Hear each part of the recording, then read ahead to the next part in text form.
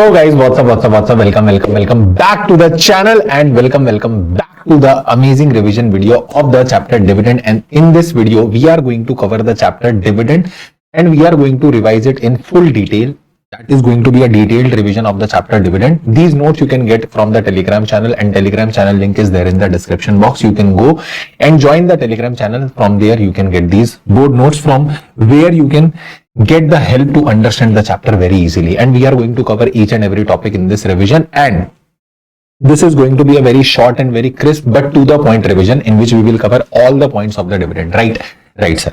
So let's start. We have to cover section number 123 to 127 and the rules will be applicable, that is company's payment of dividend rules 2014.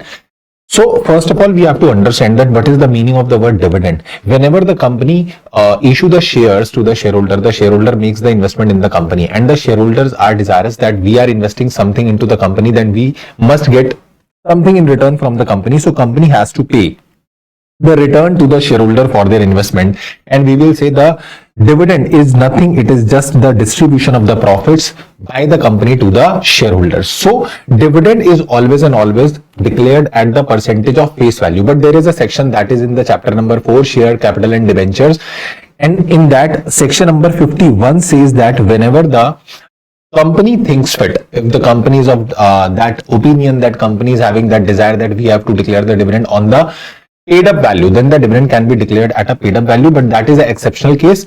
In all other general cases, you have to understand that whenever the dividend is being distributed, it is always and always distributed as a percentage of face value.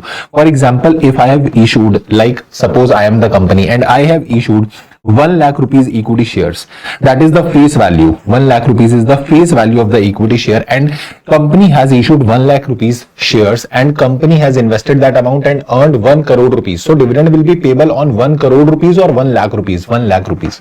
Dividend is not payable on 1 crore rupees. Dividend is payable on the face value.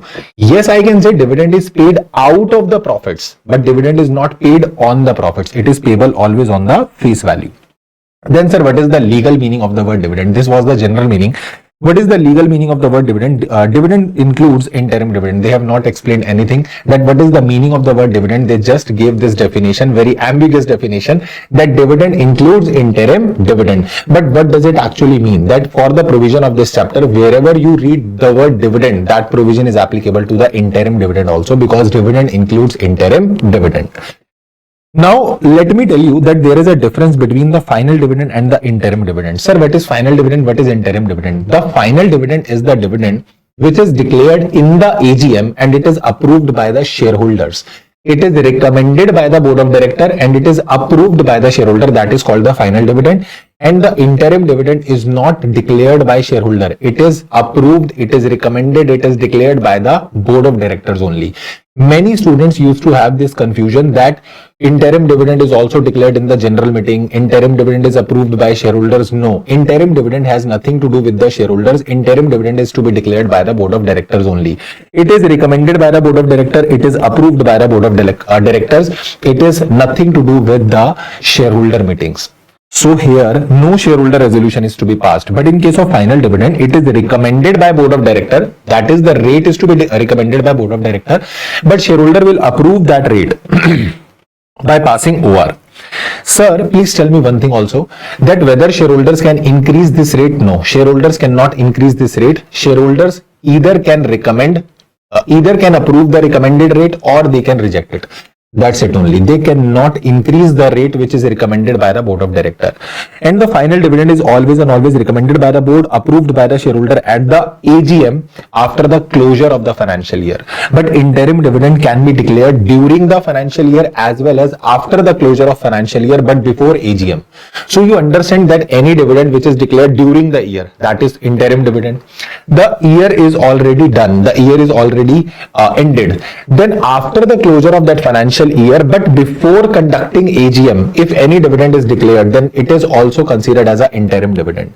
So we will say like that interim dividend is nothing. It is a dividend which is declared between two AGMs. That is the dividend which is declared in between the period of 2 AGMs. That is a interim dividend. And please keep this one point in your mind, that there is no shareholder resolution in case of interim dividend. So it is not ordinary business, special business, nothing. It is like that, because only and only board resolution is required. But in case of final dividend, ordinary resolution is passed by the shareholder to declare the final dividend.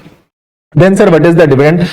This is the classification of dividend on the basis of declaration. What is the classification of dividend on the basis of nature of share? There are two kinds of share that we know, sir. In section number 43, we have read there are two kinds of share: equity share, preference shares. So equity shares are the share which are not preference shares, and preference shares are the shares which are having preference over equity in two cases. First is repayment of capital, and second is payment of dividend. So preference shares are the shares which are having a preferential right of the dividend, and the rate of the preference share rate of the dividend for the preference share is fixed. Preference share can be also of two types. First is cumulative, second is non-cumulative. In case of cumulative preference shares, the dividend becomes accumulated dividend. Like in the year, if this is the current year and the company is not having profit and the company is not able to pay the dividend to the preference shares, and that preference share is a cumulative preference share, then what will happen? If in this year you will not pay the dividend, then this year dividend will be accumulated with the next year dividend. It means in the next year you have to pay the dividend for the next year as well as for the past year as well. Your dividend gets accumulated. But in case of non-cumulative preference share, this accumulation does not take place, and by default we presume that the preference shares are always cumulative in nature. By default it has been presumed.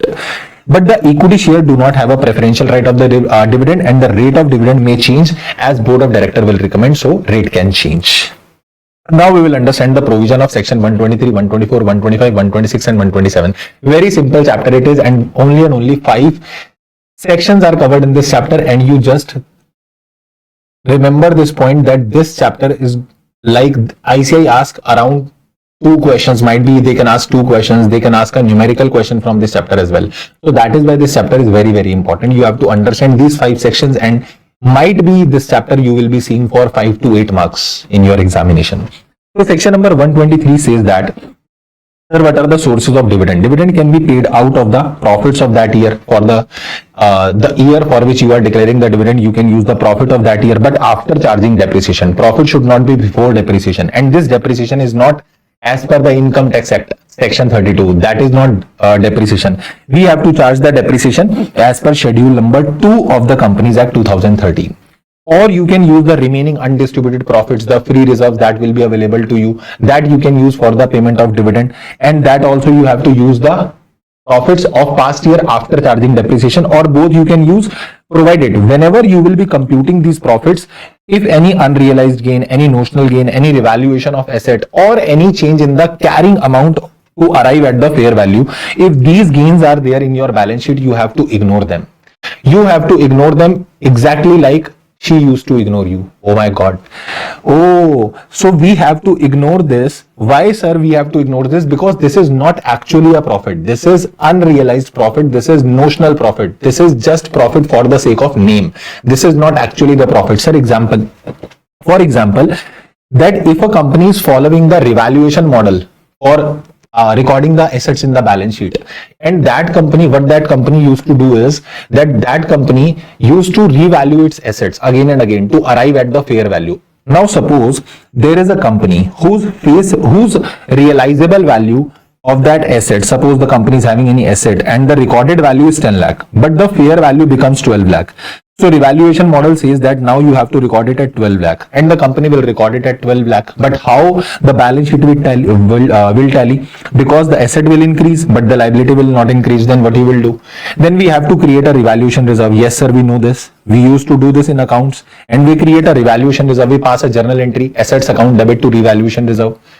So this kind of reserve is just for the revaluation. There is no such profit. Actually, you have not earned any profit. So these kind of profits, these kind of notional gain, revaluation reserves, that all reserves you have to ignore. You need not to consider. You cannot pay dividend out of these reserves. Got it? Got it, sir. Then if government has guaranteed you that you set up a company in case you will be needing money, because the government wants to promote that particular sector or something, and that government had said that you set up the company, and whenever you will be needing that amount for dividend, we will be giving the amount of dividend for you to you, and you can distribute the dividend out of that amount. So if the government has guaranteed any dividend payment, if the government has guaranteed any amount to the company that we will give you the payment, we will give you the amount and you can pay the dividend out of that amount. So out of that amount, you can pay the dividend. Now it is very important point that whether a company is mandatorily required to transfer anything to reserve before distributing the dividend. No. Earlier in the Companies Act 1956, it was mandatory that whenever the company used to distribute the dividend, you have to transfer certain percentage to the reserves. But now it is not mandatory. Institute has asked the question on this word may, whether we have to mandatorily transfer anything to reserve. No. Mandatorily you need not to transfer. If you wish to transfer, you can transfer. If you don't wish to transfer, you need not to transfer. Then come to the other important points, that company can distribute the dividend only and only from the free reserves. And company can distribute the dividend out of the capital profits. Generally no. Generally no, but there are certain cases in which it is allowed that yes, out of the capital profits dividend can be distributed, but these cases and these judgments are not in our syllabus. So for your examination, for our examination, we just need to understand that capital profit shall not be utilized for the payment of dividend, or you can say dividend shall not be paid out of the capital profits. Sir, one more thing we have to learn, that before declaring any dividend, any carry forward losses of the previous year or any depreciation which was not provided in the previous year, not provided means that was not charged in the previous year, then it is to be firstly set off in the current financial year. Whenever you will be using the current financial year profit, you have to first set off that unabsorbed depreciation, that uncharged depreciation, that carry forward losses you have to set off first. Then the profit will be available to you. That profit you can use for the dividend. Now understand, section 123 subsection 2 says that depreciation shall be payable as per, depreciation shall be charged as per schedule 2. You need not to charge depreciation as per income tax act, that is separate. Section 123 subsection 3 we will do later. Section 123 subsection 4 says that whether it is dividend, final dividend or interim dividend, whenever it is declared, it is to be deposited in a separate bank account within a period of 5 days from the date of declaration. Now this timeline is going to be super important. I am going to make you understand with the help of a chart, and that is going to be very important, very important. So please keep this point in your mind, that whatever the dividend will be like declared, like it is final dividend, it is interim dividend, any dividend you declare, within the 5 days of the date of declaration, you have to transfer it to the separate bank account from where the payment is to be made. 123 subsection 5 says that whenever company will declare the dividend, to whom the dividend will be payable. Dividend will be payable to the registered shareholder, the shareholder whose name is registered with the record in the records of the company, or on the registered order, or if that registered holder has said that pay the dividend to some other person, I will tell you to whom you have to pay, then you have to pay the dividend to that person, or to the banker, or you will pay to the bank. That bank will receive on his behalf, and it shall not be payable except in cash. That means you have to pay the dividend in cash only. You cannot pay the dividend in the kind. Got it, sir. Now, does it mean that company will use only the profits to be distributed only and only in the cash? Does this provision means, you understand this point, because many students like having problem in this point, that they are not able to understand what actually it is written over here. Sir, you are saying that dividend is payable in cash. Okay, we got it. Dividend is payable in cash. Dividend is not payable in kind. Okay, that we also got it. That dividend is not payable in kind. But you want to say that dividend is payable in cash, dividend is payable in kind. Dividend is just a distribution of profits. So whether the company will distribute its profits only in cash, not in kind, that it is obligatory for the company that we have to distribute our profits only and only in cash, not in kind. But we have seen, sir, bonus share. Bonus share is also capitalization of reserve. And in case of capitalization of reserve, company capitalize its reserves. And actually it is also distribution of profit, na? But it is in the form of share. Then whether it is allowed or not. So this provision is giving you the clarification that you have to pay the dividend in cash only. Dividend cannot be payable in kind, but it is not prohibited for the company to capitalize your profits or reserves by issuing fully paid up bonus share. That is actually allowed. If you want to capitalize your reserves for bonus share, that you can capitalize, but you cannot pay the dividend in kind. Then 123 subsection 6 says that if company will default in section 73 or section 74, default for the payment of deposit, principal amount of deposit or interest, then company cannot declare the dividend on the equity shares. Company cannot declare dividend on the equity share. Now come to 123 subsection 3, another very important point. What is interim dividend and how it is declared. So I told you that interim dividend is the dividend which is paid, which is declared during the year or even after the closure of financial year, but before AGM. So we can say that dividend can be declared during this interim dividend can be declared during the year or even after the closure of financial year, but before the AGM. This is called as the interim dividend. Now, from where you can pay the interim dividend? You can pay the interim dividend out of the profits of the financial year. Suppose you are declaring the interim dividend in this time period, then you must be having the profit of this financial year, na? Because already the financial year is being completed. So you must be having the profits for this financial year. Yes, sir. So I must be having the profits of this financial year, so I can use the profit of this financial year. Or there is a surplus lying in your P&L account, that you can also use the surplus amount which is lying in your P&L account. But if you are declaring the interim dividend during the year, so you just understand right now the financial year is not yet completed. You are during the year, you are in the during the year, and the financial year is not yet completed.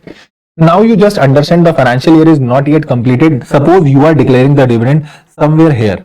Let's say on 17th of September 2024, you are declaring the dividend, interim dividend. Now what you will do? You can use the past profits, yes, but how you can use this year profit, because this year profit is not yet calculated as this year is not over yet. This year is still going on. Then what we will use? Then we will use the profits up to the quarter ending immediately preceding the date of declaration of interim dividend. Oh my God, sir, please repeat once. Whenever your interim dividend is declared, you just check that date. Now you check just immediately the quarter ending just immediately preceding this declaration date. Whatever the quarter will be ending just immediately preceding this declaration date, up to that quarter profit you can use. For example, let me explain you with an example. Suppose this is the financial year. Suppose this is the financial year, you are going to declare the interim dividend on 2nd of December 2024. So before that, immediately preceding the quarter will be ending 30th September. That will be July, August and September quarter. So from April to September quarter, from April, May, June and July, August, September, these quarter profit you can use to declare the interim dividend of this declaration. But sir, suppose there is another important point in this. Suppose you are declaring the interim dividend during the year. And whenever you are declaring the interim dividend during the year, and you see that up to the quarter ending immediately preceding the date of declaration, we have to take that profit. But up to this quarter, company is having loss. Up to this quarter, company is having loss. Sir, how it could be possible? Yes, it is very much possible, because in real life it happens. In real life it happens that some months of the company are very off season kind of months, and the company is not able to earn that much of profit. Company's main business is from the month of October, November, December, January, February, March, and which all together convert the status of company from the loss making company to a profit company. Just I want to say is that yes, it is possible that you will see some companies which are earning losses in the initial quarters, but they will earn that much huge profit in the later quarters that overall their financial year will report a profit. So if the company is declaring the interim dividend on 2nd of December 2024, and they have to use the profit up to the quarter ending 31st September, but actually company is having loss, then what you will do?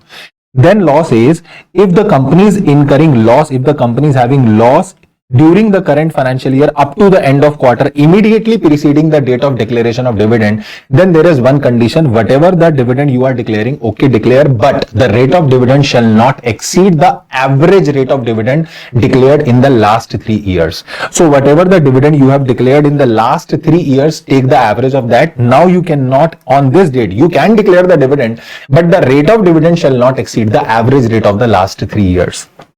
Got it, sir. Now come to section number 124. This is very beautiful chart, sir. Yes, sir, this is very beautiful chart. And this actually took a lot of time to make this.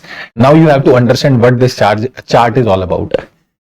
Suppose here the dividend is declared. You just understand this chart. Your section 124 will be over like this. You just have to understand this chart with me.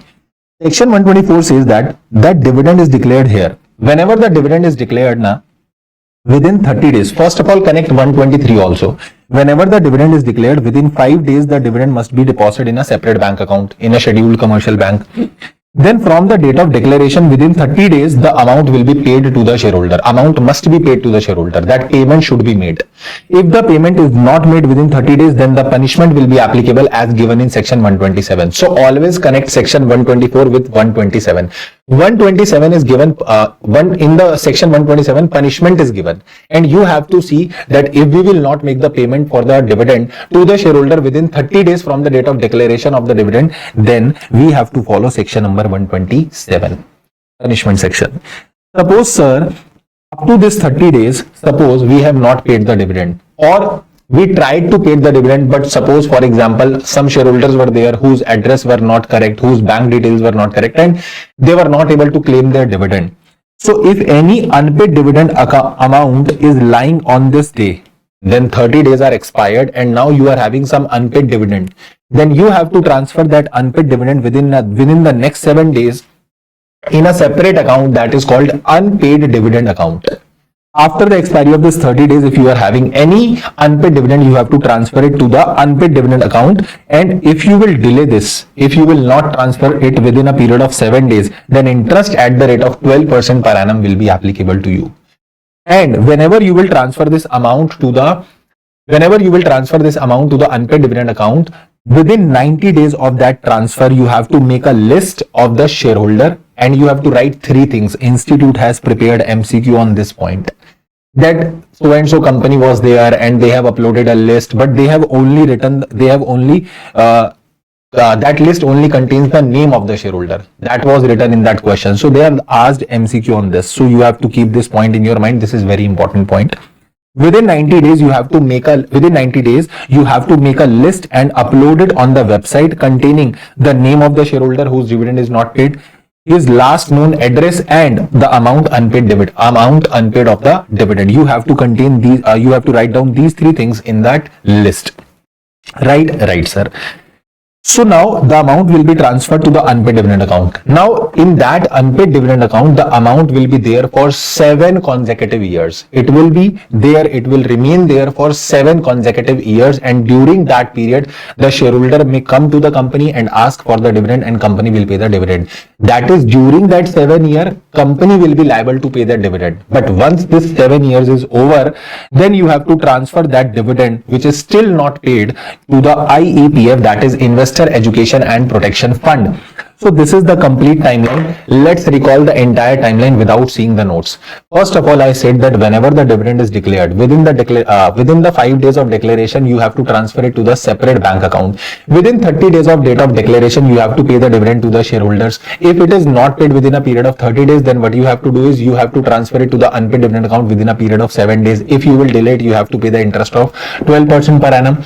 And sir, for example, if we will transfer that amount, suppose we have transferred, then what we have to do? We have to upload a list on the website containing the name of the shareholder, the amount, and the last known address.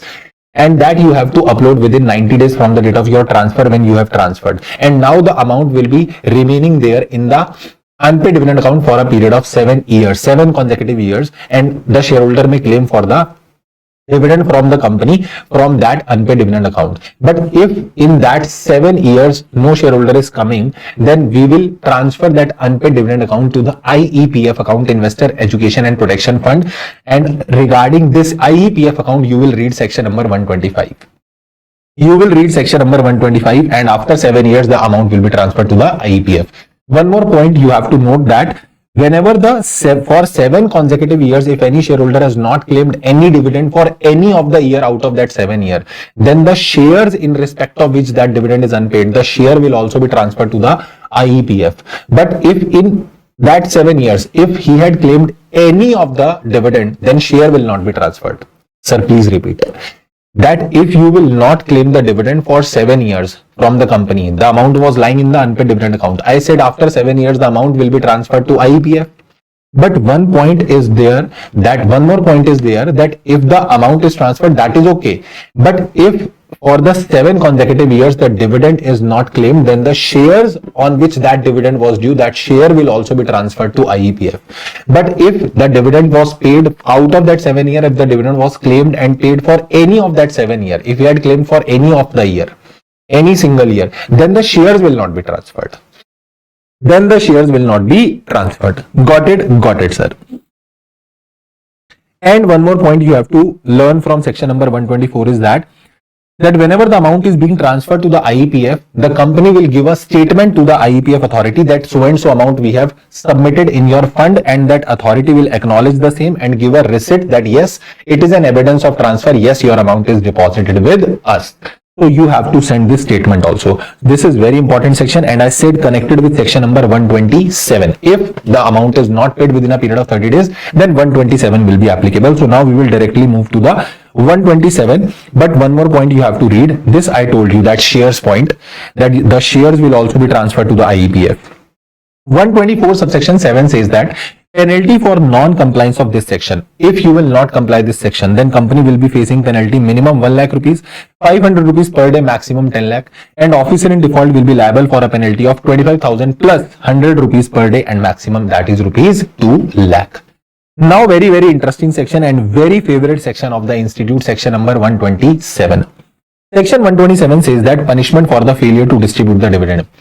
In how many days the dividend is to be declared? In how many days the dividend is to be paid from the date of declaration? Sir, 30. Within 30 days the dividend is to be paid. Within 30 days the dividend is to be paid. But if you will not pay, then what will happen? Then every director who was knowingly party of this default, he will be punishable for the imprisonment up to 2 years. Oh, and the fine will be applicable 1,000 rupees per day till the default continues. And that is not only enough for them. They say that company will be liable to pay the interest at the rate of 18% per annum. Whatever the amount you have delayed, you have to pay 18% per annum interest also on that amount, but you have not paid within the period of 30 days. But sir, there are some exceptions now. There are some exceptions in which company will say that we tried to pay, but what is our fault? So 127 is also having some exceptions, that there are 5 cases where company will not be considered at default. That means it is to be presumed that company is not under any default, so director will not be liable for imprisonment or fine, and no interest is to be paid at the rate of 18% per annum. So what are the 5 cases? These exceptions are very important. Institute ask the questions on these exceptions separately. They do not ask that childish question in your examination that write down any 5 exceptions of section 127. They are not going to ask like this. They are going to ask like that. They will make a case out of picking any one of that exception, and generally they pick exception number 2. They have also picked exception number 4 as well. That frequently they pick second and fourth one, but you have to learn all 5. That if your case is falling under any of these cases, any of the 5 cases, you will not be liable. You will not be considered that you have made any default. First, if the dividend could not be paid by the operation of law. For example, company has declared the dividend. There are some shareholders who are foreigner shareholder. And the foreigner shareholders are also, and suppose, let us assume, I am taking an example, that this transaction, now I will pay the dividend to that country. The company will be paying the dividend out of the country now. So you have to understand, for example, let's say that there is FEMA is also applicable, and that law is saying that this dividend can be payable only after declaration, only after 45 days of declaration. Then what you will do? How you will be able to pay it within a period of 30 days? We will not be able to pay it within a period of 30 days because some other law is saying that pay it after 45 days. So we have to comply that law as well. So if because of the operation of any law, I am not able to comply with the condition of 30 days, so it is not my fault. Company will not be considered that company has committed any default. It is considered that company has not committed any default. Second, if the shareholder given the direction, suppose that there is a person and that person gave the bank account address of his friend. There is a very good friend of him, and that person has given the address of that friend, and the company was trying to transfer the dividend to the bank account of that friend, but the bank account address was the wrong address, and the bank account number, actually not address, the bank account number was not a correct number, and the email address was also not correct. So the company was not able to pay the dividend to that friend, and then in that case the bank also communicated that we are not able to process your request, and company has intimated that to that person that whatever the bank account number you have given of your friend, that is not actually correct, so we are not able to transfer the dividend to so and so friend of yours. If the company has communicated, that person has given the direction that don't pay dividend to me, pay the dividend to this person. That person has given the direction. company didn't comply to that direction because it was not possible for the company to comply. Company tried, but company cannot comply. And company communicated to that shareholder as well that we are not able to comply with your direction. So what is the fault of company? Then company will not be considered at default. It will be considered that company has not committed any default. So if shareholder has given any direction and company is not complying with that direction, but the company has communicated to the shareholder. Institute has made a question on this point that what company has done. Company has not communicated. There is a question in your question bank that company has not communicated to the shareholder.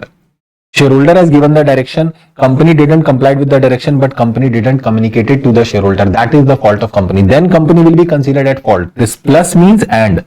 You have to comply all the three conditions in order to get exemption from under point number 2. If you want to get exception or exemption under point number 2, then you have to comply all these three conditions. You have to comply these three conditions simultaneously. If any shareholder has given you the direction that you have to follow this direction for the payment of dividend, company is not able to comply with the direction, but the company has communicated, then there is no fault of the company. Third, where there is a dispute regarding the right to receive dividend, there is a dispute that who is the actual owner, who is the actual shareholder, to whom the dividend is to be credited. There is a dispute, then company has no fault. Company is not considered to be faulty in this case. Fourth point is if any amount is due from shareholder to the company. Suppose you are the shareholder of Reliance and Reliance is declaring the dividend, but you are under an obligation. You have to pay some amount of Reliance. Suppose you have taken any loan or you have to pay the call money to the Reliance, whatever amount, any sum you are liable to pay to the company. So company is having a right to set off that amount of the dividend with your amount due. So suppose you were liable to pay any 10,000 rupees for the call money to the Reliance, and Reliance has declared the dividend of rupees 10,000, suppose exactly, that your participation, your right in the dividend is 10,000 rupees. So company has to pay 10,000 rupees to you for dividend, but you have to pay 10,000 rupees to the company for call money. So company has said, okay, now it is set off. Company has adjusted it and company has said, now you will get nothing. You will get zero. You will get zero amount of money. You will not get anything because your amount is adjusted. Now you said, oh, company has made a default. Company has made a default. Company has not paid anything within period of 30 days. So here the company has adjusted the amount with your amount due towards the company. Company can do that. And there is no fault of the company. Got it, sir. And any other sufficient reason, but prove it was not the default of the company, then company will not be considered as a faulty. But here one more point you have to note that in case of Nidhi company, if the dividend is rupees 100 or less, you just think how much very tiny amount of dividend is being distributed, 100 rupees or less, very little amount. So if dividend is rupees 100 or less, so whatever the company, whatever the shareholder is, if the company is Nidhi company and dividend amount is rupees 100 or less, then you have to declare that in the local language of the newspaper. And said declaration should be displayed on the notice board for at least 3 months. If you have done this, now it is a sufficient compliance of the section. That person is responsible. Come to the company, take your dividend and go back to your home. Company will not be liable because dividend amount is 100 rupees or less. Company will be not running behind you that please take your dividend, And if the dividend will not be payable in the period of 30 days, then you will be say, oh, company has made a default. Now director will be punishable for imprisonment up to 2 years. Interest will be payable at the rate of 18%. It is not like that. Company will not be liable if company has made these compliances. What the company has to do?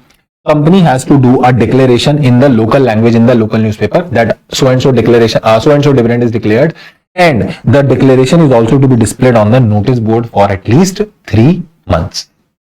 Then it is a sufficient compliance of this section. Now I'll come to section number 125. Before starting 125, I'll tell you 126 because that is a very small section. 126 is very small section. What is 126? 126 says that for this you have to recall one topic of section chapter 4, share capital and debentures, and that is section 50. 56 you remember, 46 you remember, 58 you must be remembering. These were all related to share certificate, share transfer, share transmission, refusal of transfer transmission. These were the sections. So why I am talking about these sections, you just understand. And there is one more section, section 91, not 191, section 91, that is book closure. You know, the shareholders of the company gets changed on a daily basis very frequently. Now the company will be in a trouble, that company will not be able to assess to whom we have to pay the dividends, to whom we have to pay the bonus share, give the bonus shares, to whom we have to give the right issue. I am telling you actually section 91 because that is connecting here. So section 91 says that there is a concept of book closure. You have to close the books of company, you have to close the registers for certain period. Now no entry will be recorded in the books. So that book closure is given under section 91. Now for how many days the books are being closed, that is all given in 91. We will discuss in 91, right? So whenever the books are closed, the book closure is being done. No entry is to be recorded in the books. No entry is to be recorded in the register of the company. Now suppose I have sold my share to you. For example, Karan has sold his share to you. Now I have sold my share to you. Just example, you understand, I am selling my share to you. Got it? Got it, sir. If I am selling my share to you, now I am the transferor, you are the transferee, because I have transferred my shares to you. I have taken payment for that. And we have executed a share transfer deed SH4. Now we have submitted that with the company, and company, when we submitted that document with the company, suppose at that time the book closure was going on. At that duration, the book closure was going on. So we submitted the shares, we submitted the share transfer deed to the company, but actually the book closure was going on. So no entry of that transfer was recorded in that register. Now, as per the records of company, Karan is the registered holder of the shares. Karan is the registered owner of the share. And you are nothing in the eyes of company right now. Now company will declare the dividend. You understand, when the company will declare the dividend, company will be paying dividend to Karan because company knows Karan right now. Company don't know you right now because you are not registered in the records of the company. So what will happen in this case? Because there is a problem. Actually, shareholder is you. I am not the shareholder now. I have sold my shares, but the company will be paying dividend to me because my name is registered. Actually, my name is registered. But actually, in fact, you are the shareholder, but your name is not registered because the concept of book closure is making this trouble. So what will happen in this case? In this case, what you have to do is, or what the company has to do is, company will transfer this amount of dividend. When this case arises, the company will transfer this amount of dividend to the unpaid dividend account.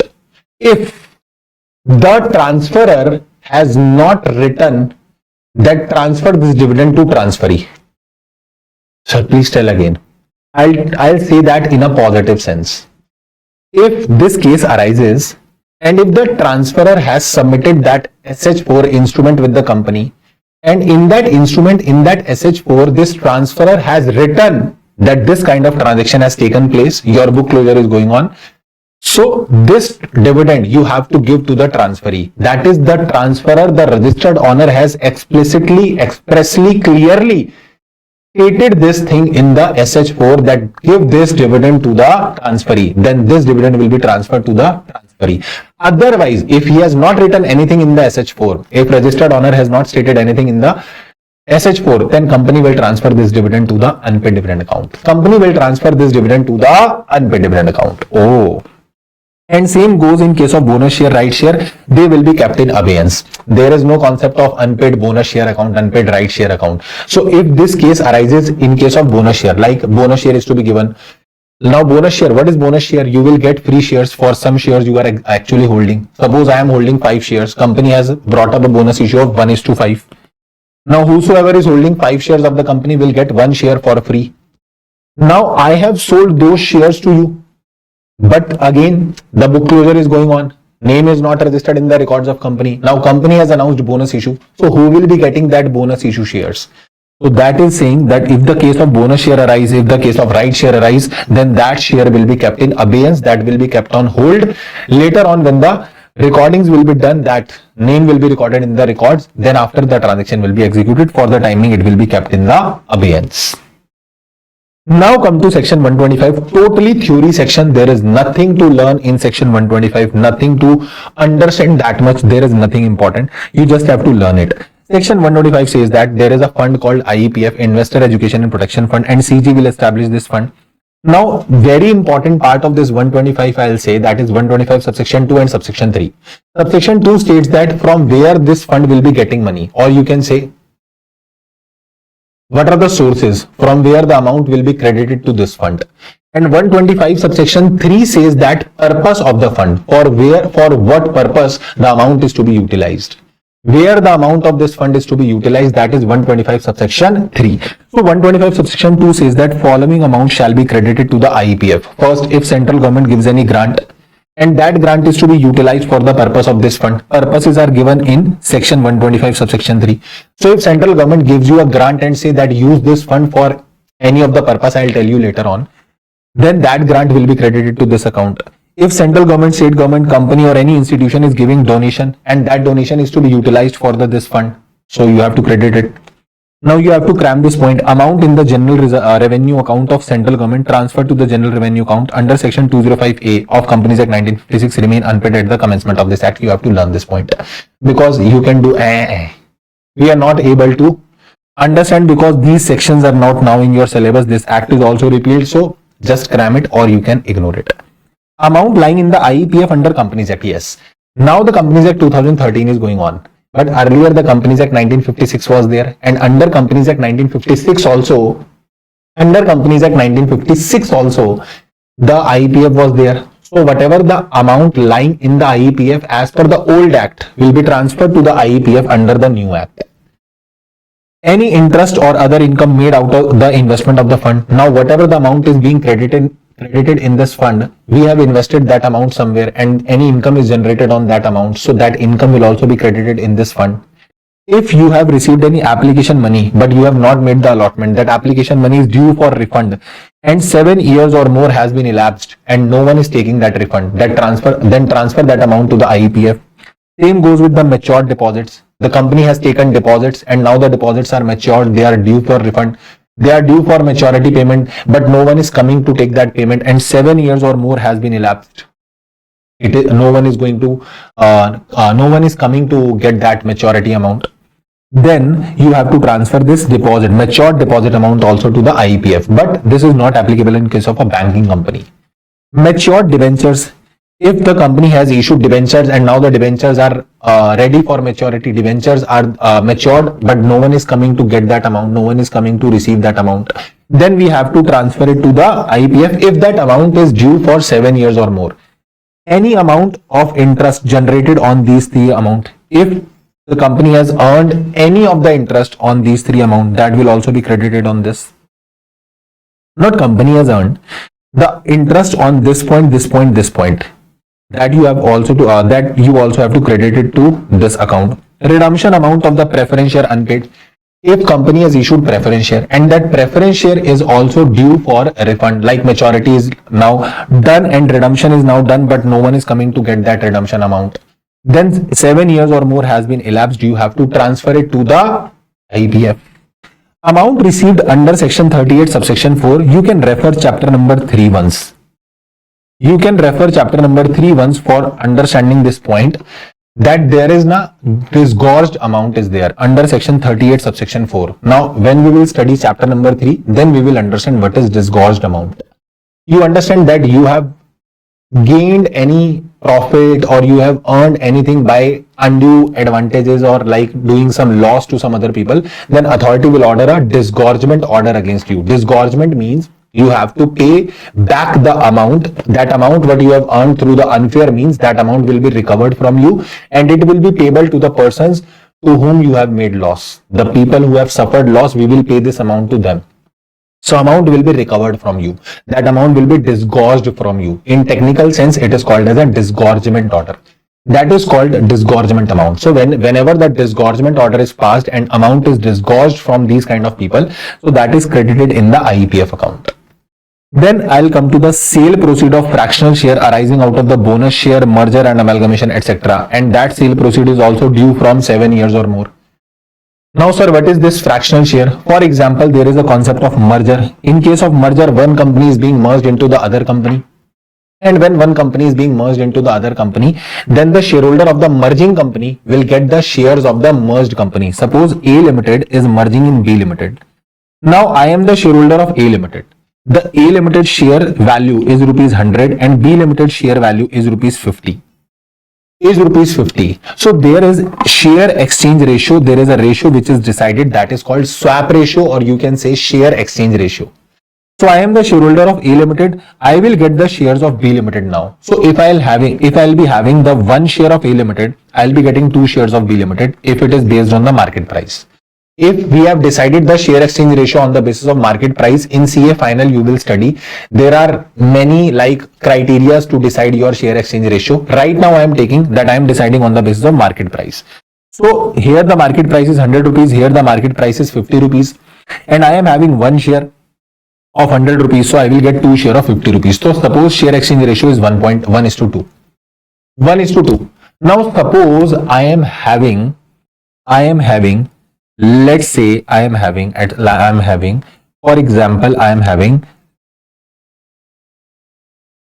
18 shares, suppose. For example, I am having 18 shares, so it means I am having a value of 1800. And for 1800, I will get the shares of B Limited. So I have said that you have decided the exchange ratio at 1:2, right? But for example, you have decided the ratio. You have decided the ratio like 3:7, suppose. You have decided the ratio of 3:7. Now, if 3:7 is like that, for every 3 share held in A, you will get 7 shares of B. For every 3 shares held in A, you will get 7 shares of B. Now, shares will never be payable in shares will never be given in the fraction. Now, suppose you are having the investment amount of 1850 rupees or 1840 rupees, you can say 1840 rupees, and you take my example, original example. I was having the A Limited share was of rupees 100 and the B Limited share was of rupees 50. Now I am having 1840 rupees shares. So for 1800 I will get the shares. For 1800 I will get the shares because I will be having 1800. For this 1800 I will get complete 50 rupees shares. That 1800 divided by 50, I'll get this much of shares. But what about this 40? What about this 40? I have sold the fractional share. Now what about this 40 rupees? Because for 40 rupees, I'll be getting 0.8 share of B Limited. So there is no concept of fractional share. For this fractional entitlement, you will get the cash. That cash is due and no one is coming, and 7 years or more has been elapsed and the amount is still lying with the company and no one is taking that amount from the company. So we will transfer that fractional share amount to the IEPF or any other amount as may be prescribed. And 125 subsection 3 says that the purpose for which the amount is to be utilized. This is very simple. For what purpose the fund can be utilized, sir? Amount can be utilized out of the fund. First, that is the name, Investor Education and Protection Fund. The amount is to be utilized for the investor education and investor protection. Second, the amount what you have credited, if they will come, you have to pay them. That unclaimed dividend, matured deposit, matured debenture, application money thereon, application money and interest thereon. That 5 amounts what you have credited, if they will come, that application money, who the person who has paid you the application money, if he will come, you have to pay. Matured deposits, matured debentures, preference shareholders, if they will come, you have to pay the amount to them. One more point you can add in this credit list: amount lying in unpaid dividend account for 7 years or more. Any amount lying in unpaid dividend account for 7 years or more, that is also, we have read in section 124 na, that is also to be transferred to the IEPF. So you can use this amount for these purpose. Or right now I was saying you that disgorgement amount, whatever you have disgorged from the person, that is to be paid to the applicants who suffered loss due to the wrong action by that person. So amount is to be paid to that person. Reimbursement of the legal expenses incurred in the class action suit under section 37, under section 245. If any class action suit is filed, then for the legal expenses, reimbursement amount can be utilized, or for any other purpose incidental thereto.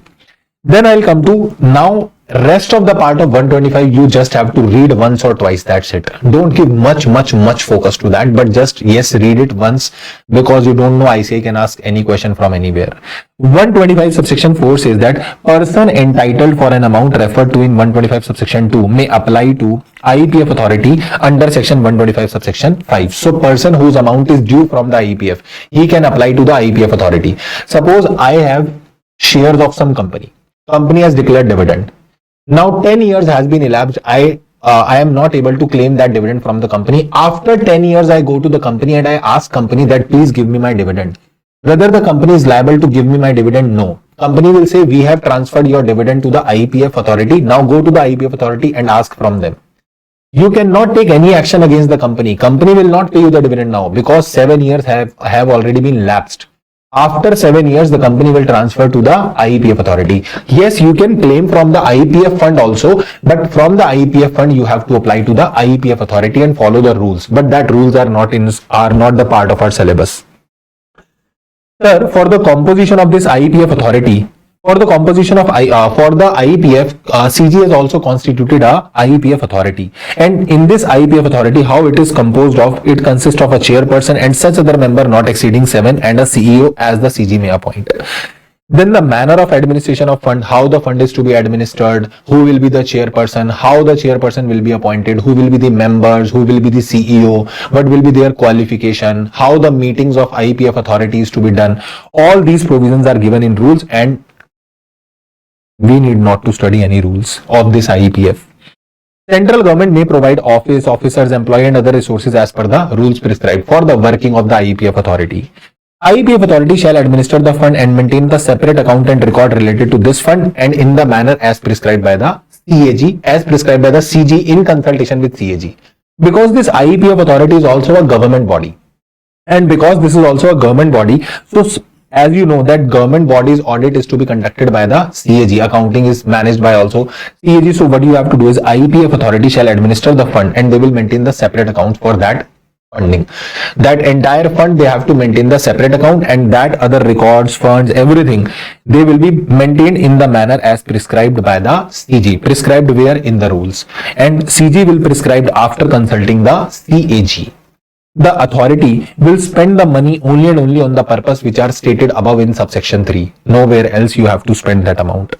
Then the accounts of the IEPF authority is to be audited by CAG, and that audited account and the audit report, this is to be forwarded to CG.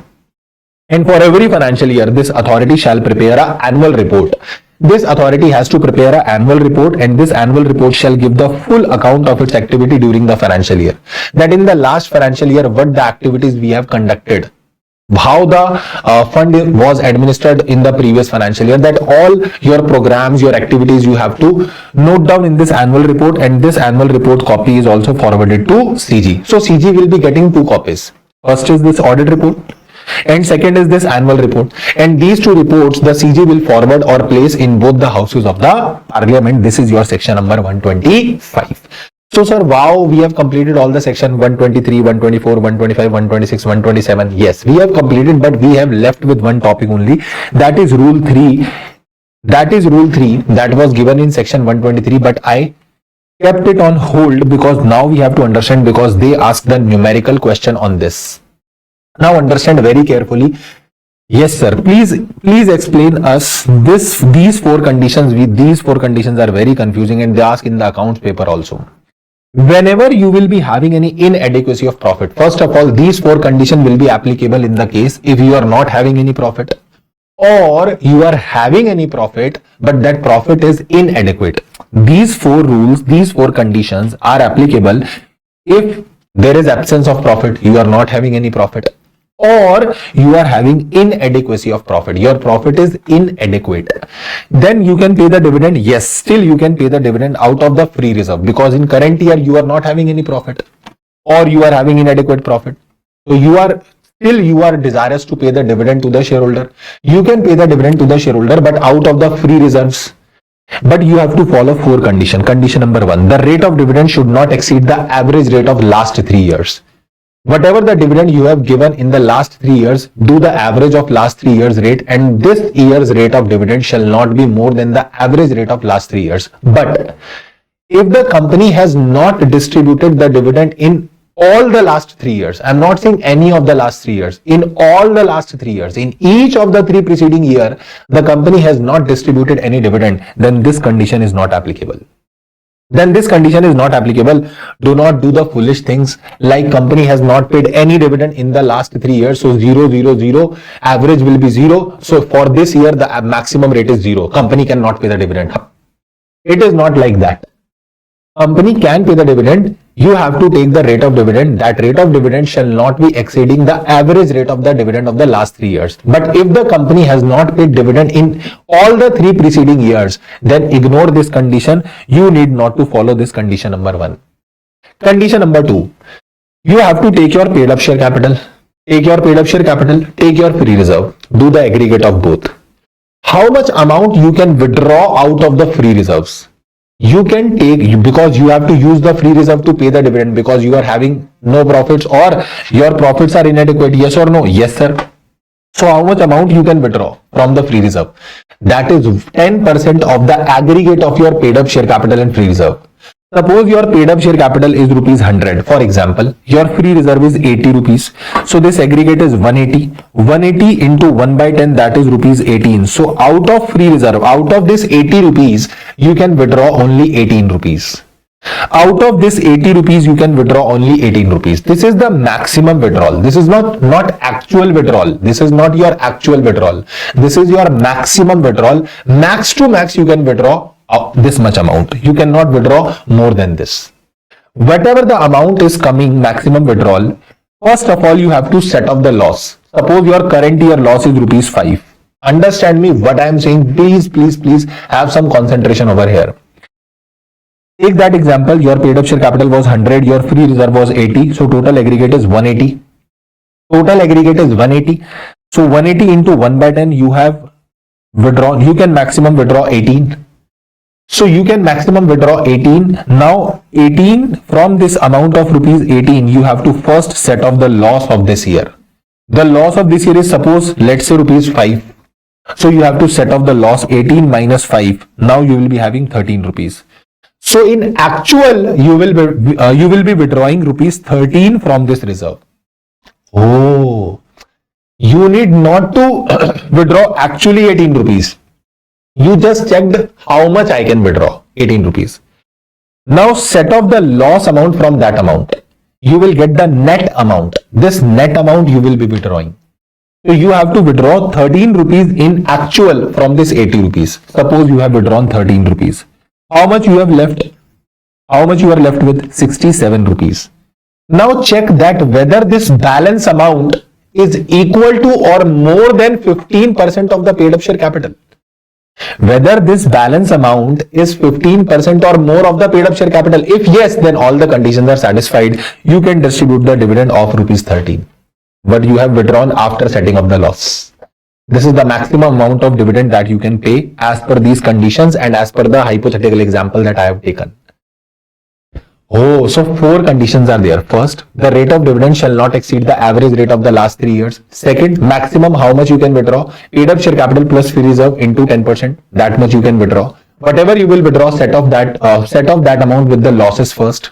Then the net amount you will be withdrawing actually. Withdraw that net amount in actual and see that whether the balance left in the free reserve is equal to or more than 15% of the paid up share capital or not. Fourth condition is that at least 15% of the paid up share capital must be left in the reserve. At least 15% of the paid up share capital must be left in the reserve. Let us understand with the help of a numerical example. Suppose, for example, sir, paid up share capital is rupees 10 crore, free reserve is 50 crore. Suppose loss is 40 lakh. Average rate of the last 3 years is 25%. It is given in the question. Board of Director wants to declare 20% dividend. 20% dividend is payable on face value. So 10 crore into 20%, that is 2 crore. So in actual, company wants to declare 2 crore dividend. They are asking whether company can declare 2 crore rupees as dividend or not.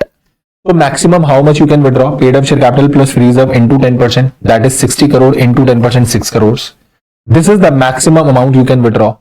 If you will set off the loss with this amount, 40 lakh. Then you will be still having 5.6 crores. So max to max, you can use 5.6 crore rupees freely. But whether we need to use 5.6 crore, no. because company is declaring the dividend at the rate of 20%. So we just only want 2 crore. So we will, out of this 50 crore, we will actually withdraw 2 crore only. So we will withdraw 2 crore out of 50 crore. Remaining balance is 48 crore. Whether this remaining balance of the free reserve, that is 48 crore, whether it is 15% of the paid up share capital or not. Yes, paid up share capital is 10 crore, 10 crore, 10 crores, 15% is 1.5 crore. So free reserve is having much more amount than 15% of the paid up share capital. So all the conditions are satisfied. We can say that yes, 2 crore dividend can be paid. But let me modify this question for you. Suppose in this question, this line was not written. They don't say you that company wants to declare 20% dividend. Now tell me how much maximum dividend you can pay. They're very easy. 6 crore we can withdraw. Yes, sir. Then we will set off the loss of 40 lakh. Yes, sir. Then we will be having 5.6 crores. And if we will withdraw 5.6 crores out of the 50 crore free reserve, still we will be having 44.4 crore.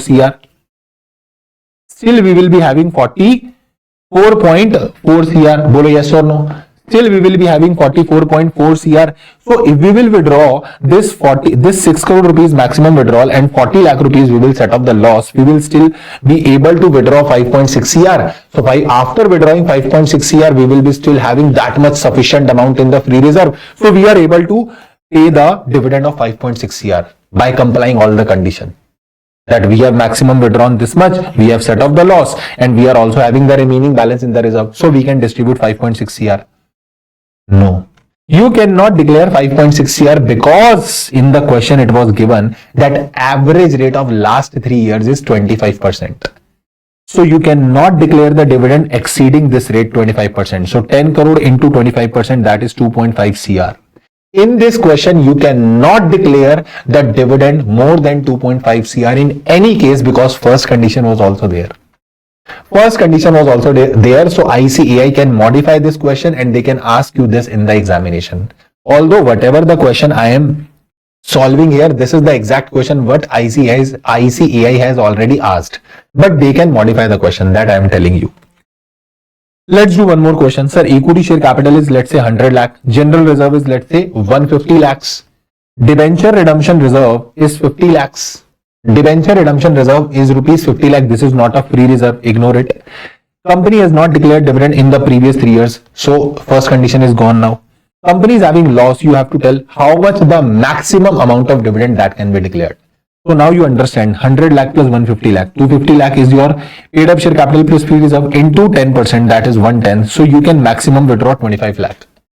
After withdrawing 25 lakh, you have to set off it with the loss of 20 lakh. So you will be getting 5 lakh. So you can net withdraw 5 lakh rupees. When you will withdraw 5 lakh rupees out of this general reserve of 150 lakh, it will be having 145 lakh. So whether 145 lakh is equal to or more than 15% of this 100 lakhs or not? Yes, 100 lakh 15% is 15 lakh and 145 lakh you will be having balance after withdrawing 5 lakh. So yes, it is allowed. You can declare the dividend of rupees 5 lakh. Very, very easy question. You can declare the dividend of rupees 5 lakh. Got it? Got it, sir.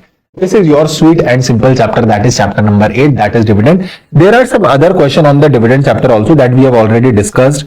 You can refer the writing practice as well. Let me tell you some questions on this where you can study and understand the concepts in a more better way. Let me make you understand. Wait, there is a question. These are the questions. Generally, they ask this numerical question. You have to understand that. There is one question that is rate of interest question. This is the question where the company has declared dividend and then board of directors are desirous. The company adopted first financial year. This the company has, after providing for depreciation, revealed net profit this much. The board of directors declared 20% in dividend this much, and in the light of the provision, whether the company has complied due diligence? Yes. Whether the company can declare dividend? It was registered under Section 8 company. No, because Section 8 company is not allowed to declare the dividend. Section 8 company is prohibited. Section 8, it is prohibited to Section 8 company. Section 8 company cannot declare the dividend. What are the penal consequences if the companies fail to pay the interim dividend? Same 127. You have to write down 127 non-compliances because dividend includes interim dividend. Because dividend includes interim dividend. Oh. Then. That is exception question. That is exception question. Exception question. They are saying this. Wait. The board of director of Future Fashion Limited share capital which was later approved by the shareholder. Thereafter, director of the another meeting of the board passes a board resolution for diverting the total dividend to be. Oh, they have declared the dividend. Now what they have said that we will pay the dividend to the shareholder later on. First we will divert this money to some other use, and they have diverted that amount to some other use, and after 45 days they have paid the amount to the shareholder. Question is asking what are the consequences. 127 you have to write down.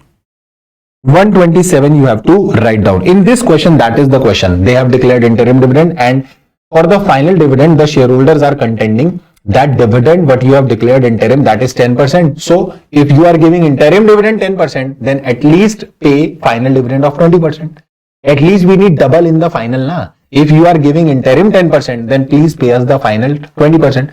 But the board of director has declared 15% as the final dividend. So can shareholder increase it or not? No, shareholder cannot increase it. Shareholder has to approve either 15% or they can reject. Or they can reject, but they cannot increase. Got it, sir. Then this is the condition question what I have just told you. Let me tell you one more question that is in my mind and I have to discuss with you. There is an interest question in which you have to calculate the interest. That calculation of interest, let me show you. You can refer these writing practice PDF that will help you to understand that how you have to write down the answer in the examination. There is a company called Suvas Limited. Company has declared the dividend on 25th of August 2024. Dividend amount was rupees 800, but the company paid the dividend on 23rd of October. You have to count the days also. Dividend was declared on 25th of August. So it means it must be paid within 30 days. That must be payable up to 24th of September. But if it is not payable up to 24th of September, then from 25th of September, interest at the rate of 18% will be applicable till 23rd of October. So from 25th of September to 23rd of October, it will be 29 days. So dividend amount is 800 rupees into 18% interest into 29 days interest will be applicable. So you have to calculate this amount. You just calculate. I am recalling this amount. I am already aware of this amount. This will come 11.44 on your calculator. So round it off to the lower side, rupees 11. Rupees 11 will become the interest amount. You have to pay the 800 rupees dividend on 23rd of October along with the interest of rupees 11. Then there is a Nidhi company who has declared a dividend of rupees 100 and they have not paid within the stipulated time period. So what they have to do is they have to give the declaration in the newspaper in the local language. Local newspaper, local language, and display that on the notice board for 3 months. That is the only compliance for that, sufficient compliance of section number 127. Now there is another question part that there is a Mr. Deepak and that holds 100 cumulative preference share of face value 1 lakh rupees in aggregate. Company wants to pay the dividend on which the dividend is payable at the rate of 8%. However, company did not earn any profit.